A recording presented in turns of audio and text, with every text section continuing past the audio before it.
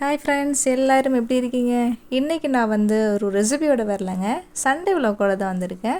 காலையிலே பார்த்தீங்கன்னா, காலையில் இல்லை நைட்லேருந்தே மழை தான். ஸோ காலையிலும் சரியான மழை தான் பெஞ்சிட்டு இருந்துச்சு. சரி மாடி மேலே வந்திருக்கேன். ஸோ பக்கத்து வீட்டில் கொய்யா மரமெல்லாம் எங்கள் வீட்டு மாடி மேலே தான் இருக்கும். அதனால் அதை கட் பண்ணாமல் அப்படியே வச்சுருக்கிறேன். நிறைய கொய்யாப்பழம் இருக்கும். உள்ளுக்குள்ளே பார்த்தீங்கன்னா இந்த ரெட்டிஷாக இருக்கும், செம்ம டேஸ்ட்டாக இருக்கும். எங்கள் வீட்டு மாடி மேலே பார்த்தீங்கன்னா வியூ இப்படி தாங்க இருக்கும். இந்த கிளைமேட்டு மழை எனக்கு ரொம்ப பிடிக்கும். ஆனால் நமக்கு வேலை செய்கிறது, துணி துவைக்கிறதெல்லாம் யோசிக்கும் போது கொஞ்சம் டென்ஷன் ஆகும். ஆனாலும் மழை தான் ரொம்ப பிடிக்கும். ரொம்ப பெரிய மழை வந்தாலெல்லாம் மாடி மேலே வீடியோ எடுக்க முடியாது. லைட்டாக கொஞ்சம் சின்ன மழை தான்.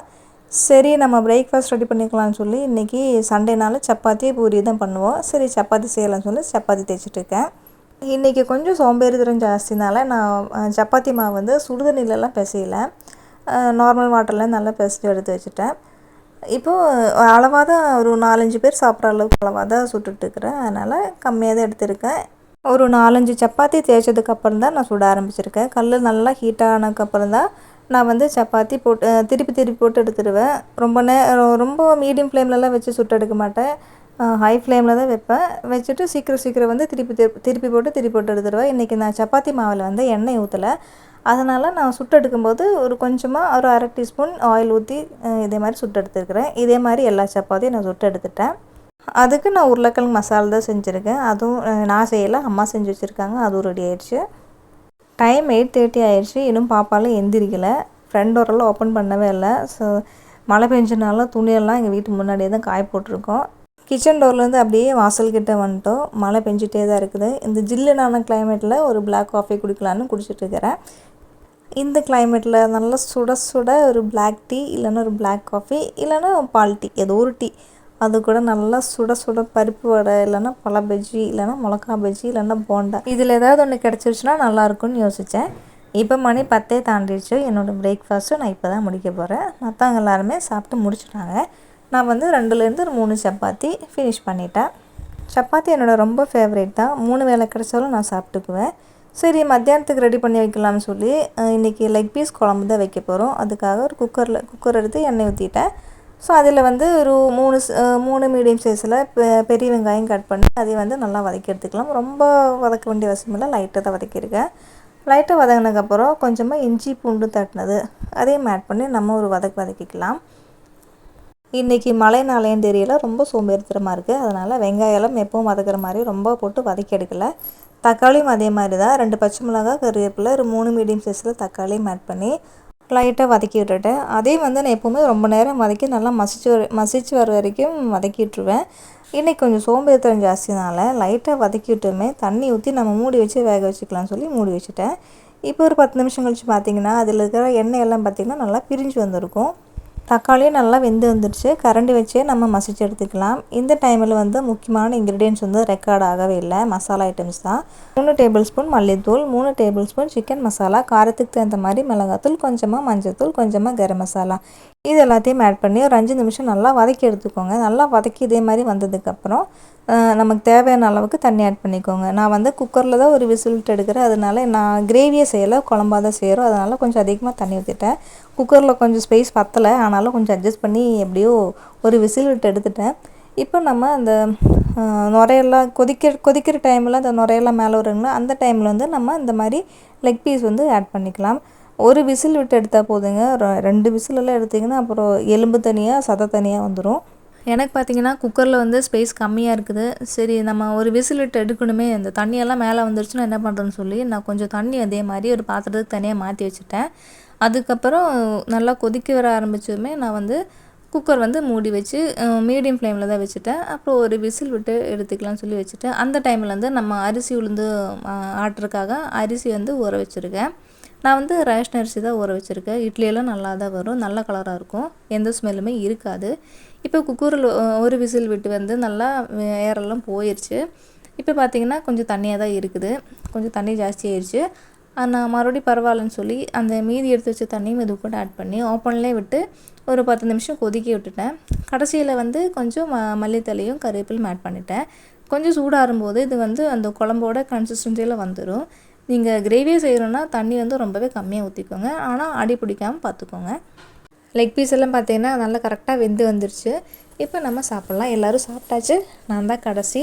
இப்போ குழம்பு பார்த்திங்கன்னா கரெக்டாக வந்துடுச்சு. ரொம்ப தண்ணியும் இல்லை, ரொம்ப கெட்டியும் இல்லாமல் கரெக்டாக வந்துடுச்சு. இது வந்து நான் ஒரு ரெசிபி எடுத்து போடலாம். இன்றைக்கி என்ன சமைச்சோம் மட்டும் உங்களுக்கு காமிச்சிருக்கேன்.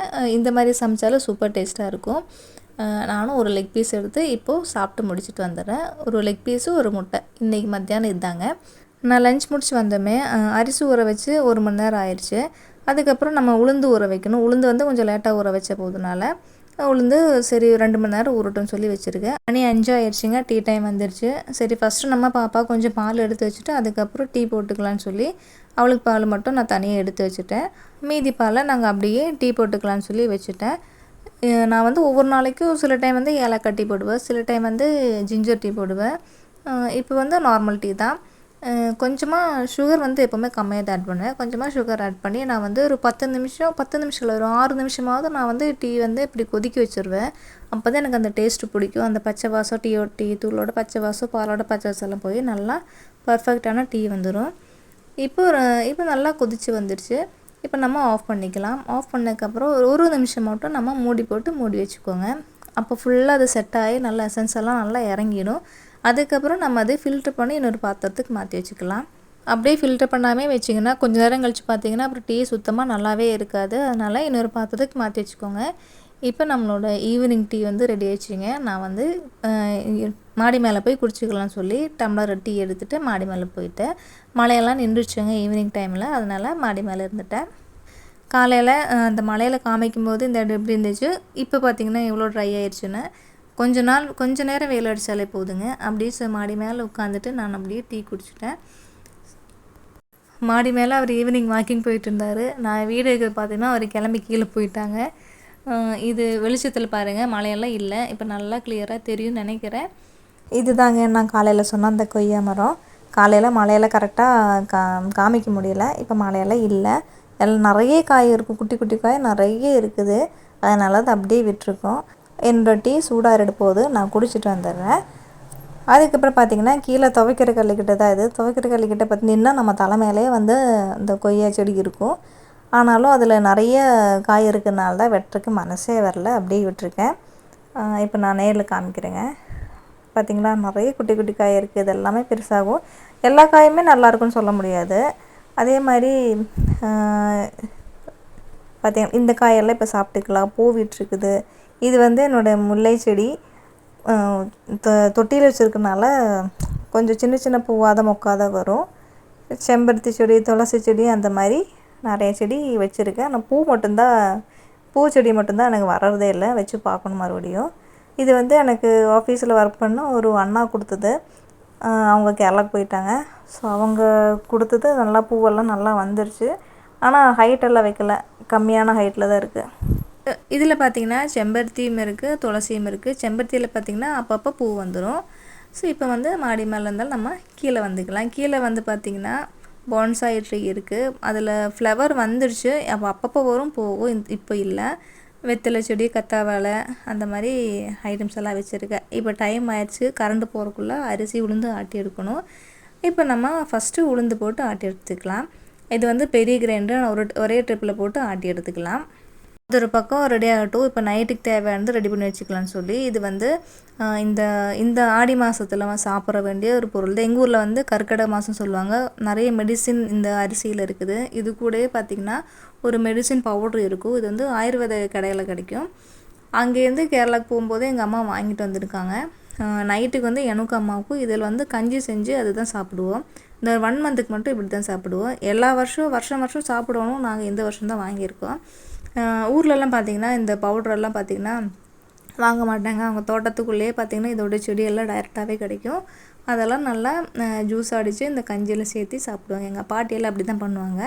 இப்போ அதெல்லாம் கிடைக்காதனால இந்த மாதிரி நாட்டு மருந்து கடையில் பவுடராக கொடுக்குறாங்க.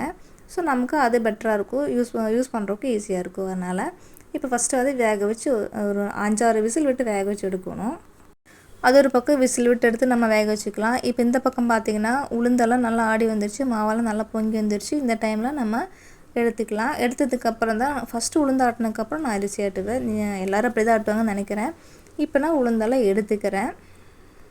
இப்போ உளுந்தெல்லாம் நான் எடுத்துங்க ரெடி பண்ணி வச்சுட்டேன். அதுக்கப்புறம் நம்ம இன்னும் அரிசி ஊற வச்சுருக்கலாம், அதை ஆட்ட போகிறேன். இப்போ அரிசி வந்து நம்ம கிரைண்டருக்குள்ளே போட்டுக்கலாம். ஒரே ட்ரிப்பில் தான் நான் போட போகிறேன். 2 ட்ரிப்பாக போட வேண்டியதில்லை, கொஞ்சம் பெரிய கிரைண்டர்னால. இப்போ எனக்கு ஒரு 3/4 மணி நேரத்தில் பார்த்திங்கன்னா அரிசியும் வந்து நல்லா அரைச்சி வந்துடும். இப்போ பாருங்கள், அரிசி மாவெல்லாம் நல்லா ரெடியாகி வந்துடுச்சு. இந்த டைமில் இப்போ நம்ம எடுத்துக்கலாம். இப்போ மாவெல்லாம் எடுத்துட்டேன். கொஞ்சமாக உப்பு போட்டு கை வச்சு இதே மாதிரி நல்லா மிக்ஸ் பண்ணி எடுங்க. அப்போ தான் வந்து மாவு வந்து நல்லா சாஃப்டாக பொங்கி வந்துடும். இப்போது நான் எல்லாத்தையும் நல்லா மிக்ஸ் பண்ணி எடுத்து வச்சுட்டேன். காலையிலேக்கு இட்லி ஊற்றுறதுக்காக ரெடி பண்ணி வச்சுட்டேன். இந்த கேப்பில் பார்த்திங்கன்னா எங்கள் அம்மா கஞ்சி ரெடி பண்ணிட்டாங்க. அது வீடியோ எடுக்க முடியல, நான் சொல்கிறேங்க. நம்ம அரிசி வேக வைக்கும்போது கொஞ்சமாக வெந்தயம் போட்டு வேக வச்சுக்கோங்க. அதை நான் சொல்கிறதுக்கு மறந்துட்டேன். குக்கர் ஓப்பன் பண்ணதுக்கப்புறம் நான் அப்போவே ஒரு மருந்து பவுடர் காமிச்சில்லைங்களா, அந்த பவுடர்லேருந்து 1 டீஸ்பூன் ஆட் பண்ணிக்கோங்க. அதுக்கப்புறம் கொஞ்சமாக தேங்காய், கொஞ்சமாக ஜீரகம், கொஞ்சமாக மிளகு போட்டு அரைச்சி எடுத்து இந்த கஞ்சியில் ஆட் பண்ணி நல்லா கொதிக்க விட்டுக்கோங்க. அதுக்கப்புறம் நம்ம இதே மாதிரி நல்லெண்ணெயோ இல்லை நெய்யோ விட்டு சின்ன வெங்காயம் நிறைய ஆட் பண்ணணும். கம்மியாக இருக்கிறதுனால பெரிய வெங்காயம் இதை எடுத்துருக்கேன். தாளிக்கும் போது வெங்காயம் மட்டும் போட்டால் போதும், நம்ம கடுகு கருவேப்பிலையும் போட வேண்டிய அவசியம் இல்லை. இப்போ வெங்காயம் இதே மாதிரி நல்லா ப்ரௌன் கலர் ஆகிடுச்சு. இந்த டைமில் வந்து நம்ம இதை எடுத்து கஞ்சியில் ஆட் பண்ணிக்கலாம். அவ்வளோதான், நைட்டுக்கான ப்ரோட்டீன் கஞ்சி ரெடி ஆகிடுச்சு. இது கூட வந்து நம்ம ஊறுகாய் இல்லைனா ஏதாவது துவையல் அந்த மாதிரி, இல்லைனா கருவாடு இல்லைனா ஏதாவது ஃப்ரை அந்த மாதிரி வச்சு சாப்பிட்டுக்கலாம். சூப்பர் டேஸ்ட்டாக இருக்கும். கசப்பு எதுவுமே இருக்காதுங்க, ரொம்ப டேஸ்ட்டாக இருக்கும். எனக்கு ரொம்பவே பிடிக்கும் இந்த ரெசிபி. நான் இன்றைக்கி லெமன் ஊறுகாய் கூட தான் வச்சு சாப்பிட போகிறேன். இன்றைக்கி நான்வெஜ் செஞ்சதுனால நான் வேறு பொரியலெல்லாம் செய்யலை, இல்லைனா நான் ஏதாவது பொரியல் இருக்கும். இப்போ நான் சாப்பிட்டுட்டு உங்களுக்கு சொல்கிறேங்க. இது வந்து நம்ம இருமல் சளி இருக்கும்போதெல்லாம் சாப்பிட முடியாது, ஆனால் அப்போ வந்து இருமல் சளியெல்லாம் ஜாஸ்தியாகும். இது உடம்புக்கு குளிர்ச்சி கொடுக்கறனால தான். சூப்பர் டேஸ்ட்டுங்க. நான் வந்து ரொம்ப வருஷம் கழித்து இப்போ தான் சாப்பிட்றேன். கேரளாவில் இருக்கும்போது சாப்பிட்டதாங்க, அதுக்கப்புறம் இப்போ தாங்க சாப்பிட்றேன். அவ்வளோதான் ஃப்ரெண்ட்ஸ், டின்னரும் முடிச்சாச்சு. இந்த வீடியோ உங்களுக்கு பிடிச்சிருந்தால் மறக்காமல் லைக் பண்ணுங்கள், ஷேர் பண்ணுங்கள். சப்ஸ்கிரைப் பண்ணாதவங்க சப்ஸ்கிரைப் பண்ணி சப்போர்ட் பண்ணுங்கள். நெக்ஸ்ட் வீடியோ வரைக்கும் டாடா, பை பாய்.